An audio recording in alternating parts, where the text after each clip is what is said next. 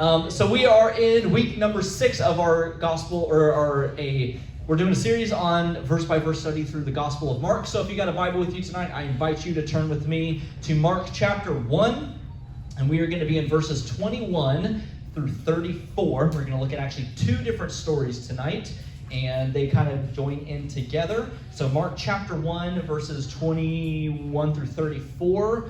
So I'll give you guys a quick second to turn there. And if you don't have a Bible with you tonight, that is A-okay. Bring a Bible with you, because I would suggest doing that on Wednesdays. And bonus points if you bring a physical Bible with you, because then you don't get Snapchat notifications when you read a physical Bible. Typically notifications don't work very well on your physical Bible. So you're always on Do Not Disturb on this thing. So you can bring a physical Bible, but if you don't have one, we have it on the screen on the Sky Bible. So, Mark chapter 1, verse 21 through 34, it says this. Let me read from this one. So they went into Capernaum. So this is now Jesus and his disciples. He has just collected 4 disciples at this point. Simon and Andrew, which are brothers, and then James and John, which are brothers. And so they, being this whole company of the 5 of them, they went into Capernaum, and right away, or in the ESV it says immediately, which immediately pops up 42 times in this whole gospel. So it's about 3 to 4 times per chapter. So immediately they went into Capernaum, and right away he entered the synagogue on the Sabbath, and he began to teach. They were astonished at his teaching, because he was teaching them as one who had authority and not like the scribes. Just then a man with an unclean spirit was in their synagogue. He cried out, "What do you have to do with us, Jesus of Nazareth? Have you come to destroy us? I know who you are, the Holy One of God." So Jesus rebuked him, saying, "Be silent and come out of him." And the unclean spirit threw him into convulsions and shouted with a loud voice and came out of him. They were all amazed, so they began to ask each other, what is this, a new teaching with authority? And he commands even the unclean spirits, and they obey him. So at once, or in other words, immediately, they lost my spot. At once the news... I'm sorry. And once the news, there we go, about him spread throughout the entire vicinity of Galilee.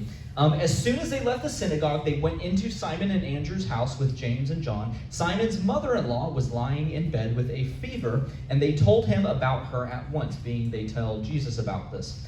So he, being Jesus, went to her, took her by the hand, and raised her up. The fever left her, and she began to serve them. When evening came, after the sun had set, they brought to him all those who were sick and demon-possessed. The whole town was assembled at the door, and he healed many who were sick with various diseases and drove out many demons. And he would not permit the demons to speak, because they knew him. So these 2 stories, they are kind of interesting because thematically they sort of intertwined within each other. And so at the end of these 2 stories, Mark kind of gives a little bit of a summary or synopsis of kind of what's happening basically at this point. And so I think it makes sense to kind of conjoin these 2 stories together. And so we're going to kind of go through this sort of verse by verse and look through some various pieces and aspects about this that I think are worth pointing out and looking at.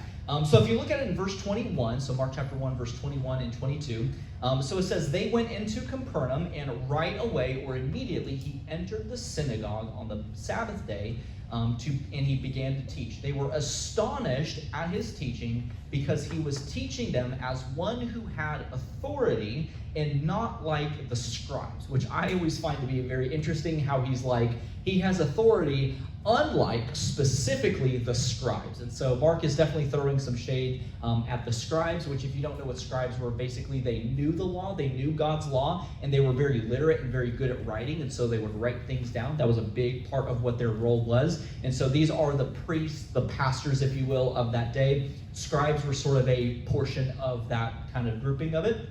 And so it's interesting that Mark points out that Jesus has authority, and it's interesting that he uses this word authority unlike the scribes. And so I think when we think of this idea of authority, I think probably Mark is alluding to 2 maybe ideas, maybe at the same time, but probably one of these 2 things is either first, is that Jesus carried some sort of like special something about him when he would teach. that just had this like magneticism to it, that Jesus' actions, his words, his teachings, there was just something unique, there was something special, there was a special sauce to it. There was just something magnetic about the presence that Jesus had, or the way he talked, or the words that he used, something along that line. And so because of this like really uniqueness about his voice and about the way he carried himself and about what he did, there was this unique authority that came with that. And so I think that's probably part of the equation, that there was this magnetic quality about Jesus. But I think also what this comes from is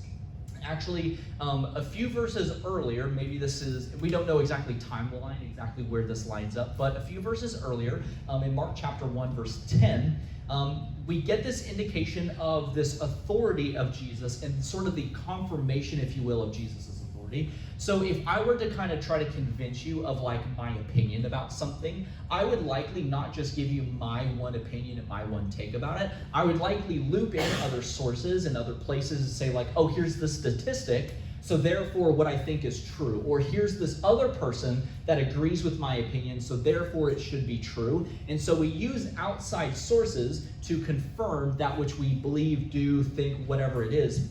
So in verse 10, this is a few verses up, it says, this is when Jesus is being baptized. And so as soon as he came out of the water being baptized, he saw the heavens being torn open and the Spirit descending on Jesus like a dove. And a voice came from heaven. It said, you are my beloved Son. With you I am well pleased. And so what we get from this is basically, as there's a crowd, there's other people here, Jesus' disciples, John is there, John's disciples, there's a crowd with religious leaders, and so we get this voice from heaven, God, coming down and saying, this is my Son. First off, Jesus is who he said he is, being the Son of God, and it says that he is well pleased with him. In other words, to put this mark of approval, this seal of acceptance, if you will, on Jesus. And so now he has this external source beyond just himself to say that he has authority.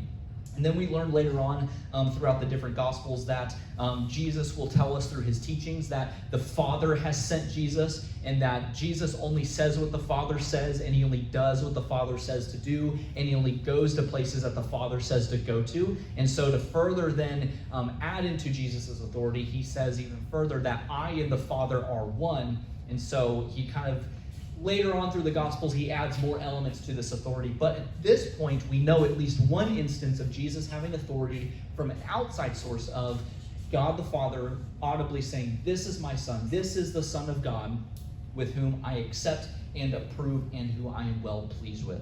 So then if you look at verse 22, through 24, or verse 23 through 24, so it says, just then a man with an unclean spirit was in the synagogue, which the synagogue would be basically the church, more or less. And he cried out, what do you have to do with us? And he calls him by name, Jesus of Nazareth. Have you come to destroy us? I know who you are, the Holy One of God, or in other words, the chosen one, the anointed one, this Messiah of God. And so Jesus rebuked him, saying, be silent and come out of him. So I think this little interaction kind of highlights something really notable. And it's very interesting that in the midst of Jesus being in a church, in the midst of the priests, the pastors, the religious leaders of that day, the people that should know that God is in their midst, they are unaware of this fact. They don't seem to see that God himself in the flesh is right in front of them. But it's interesting that out of everybody in that space, you have the priests, you have the people, the attenders of there, you have Jesus' disciples, you have all sorts of people there. And it's interesting how in the midst of that room, there is only one person that acknowledges Jesus for who he really is, and that was the demon. Which I always find to be really interesting, that of everybody in that room that would or should acknowledge who Jesus is, it should have been the priests, because they know the scriptures, they know the Old Testament, they know the prophecies about this coming Messiah. They should know that if anybody in that room should know who Jesus really was, it would be the priests. Yet the only person that can see and acknowledges who Jesus really is the demon that's in the room. And I always find that to be very interesting.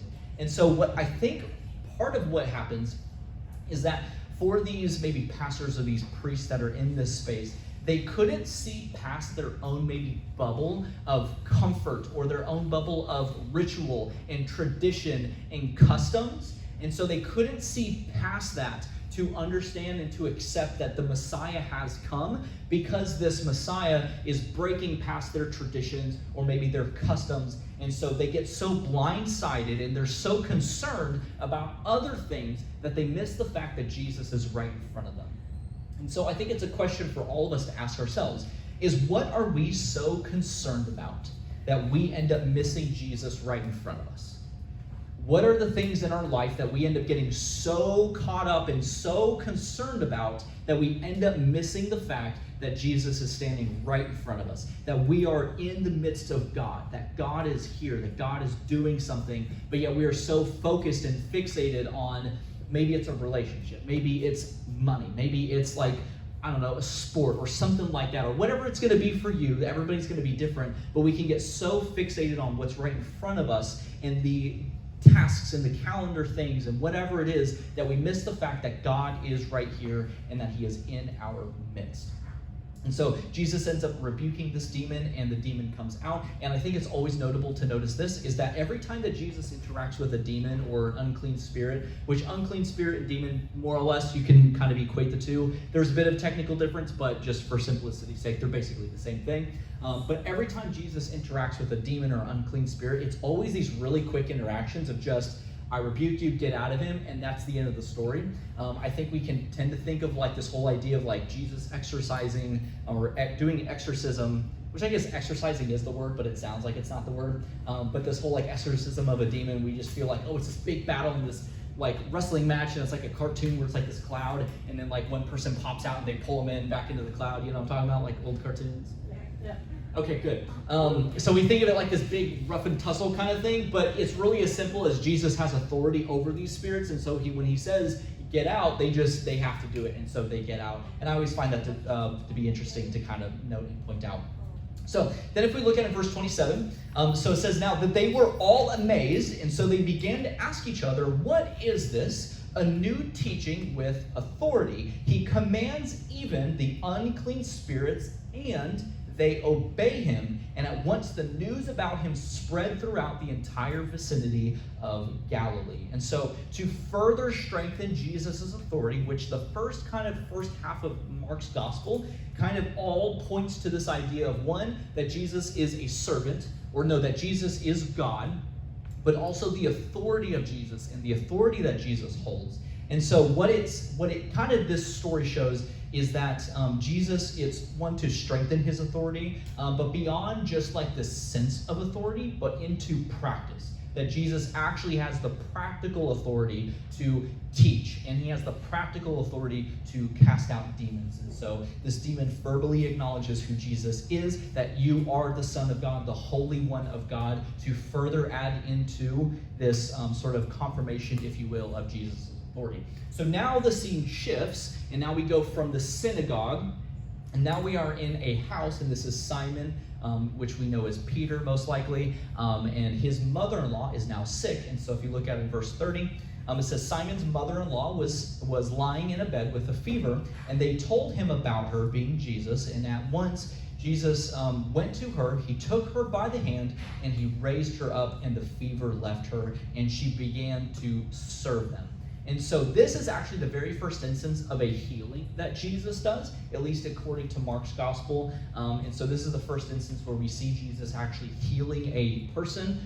He does other miracles before this, but this is the first time we see a healing take place. And so what this kind of does is, I think in doing this, it sort of pieces together for us these three kind of parts to this authority. Is that, one, Jesus has authority in teaching, that Jesus has authority over spirits, clean and unclean spirits, the invisible realm, and as well Jesus has authority over the body. Or realistically, I guess I could have said, Jesus has authority in teaching in the unseen things and in the seen things, in the physical, tangible things. And so all things Jesus has authority over, which, I don't know if you guys remember from Colossians, but this was like a year ago. We went through Colossians chapter 1, and we looked at Jesus being supreme, that Jesus is above all creation, that all things were created through him, for him and by him. And so Jesus stands above all things, whether it's visible or invisible. And so all these things kind of intertwine within each other.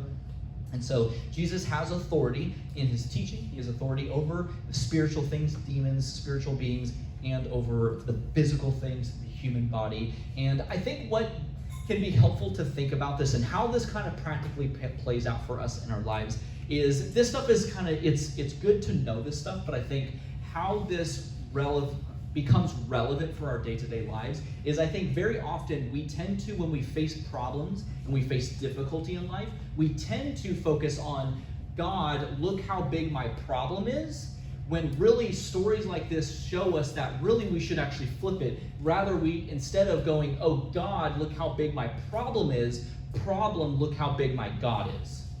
And so whatever it is that you're facing, whether you are in a difficult season or you're going to be in a difficult season or you've been in a difficult season, when we focus on God, look how big my problem is, we forget his authority in his teaching over the spirits and over creation. But when we focus on problem, look how big my God is, then it puts things into perspective to realize the authority that Jesus has over all things. And then in verse 34, which we'll kind of land here, which actually did great on time, which is awesome. I did good on time. Yay.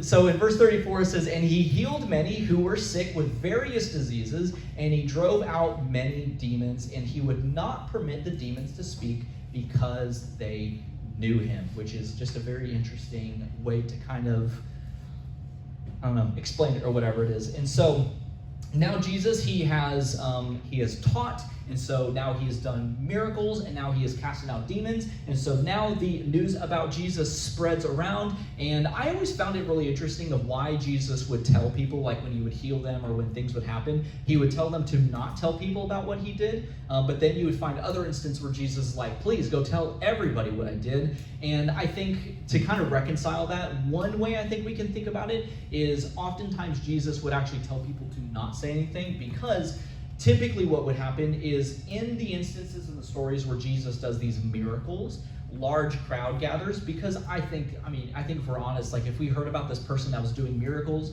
we would flock to that pretty quickly. But if we heard of somebody teaching good sermons, we wouldn't flock to that nearly as quickly. And so I think for Jesus to like have the emphasis of teaching versus simply doing miracles all the time, I think that was part of the reason why Jesus sometimes was like, hey, don't actually tell anybody, because if I get too many bigger crowds, then it's really hard to teach people. And that's really, in many ways, Jesus's priority was to teach, not to just simply do miracles. And so I think the important takeaway of this is very simply is that Jesus demonstrates his divine power to heal, and Jesus demonstrates his divine power in his teaching. He demonstrates his divine power in his ability to cast out demons and his authority over the unseen things, spirits and that sort of thing. And then Jesus exercises his authority, or he demonstrates his divine power over creation, in other words, the human body, in his healing. And so this sort of couple stories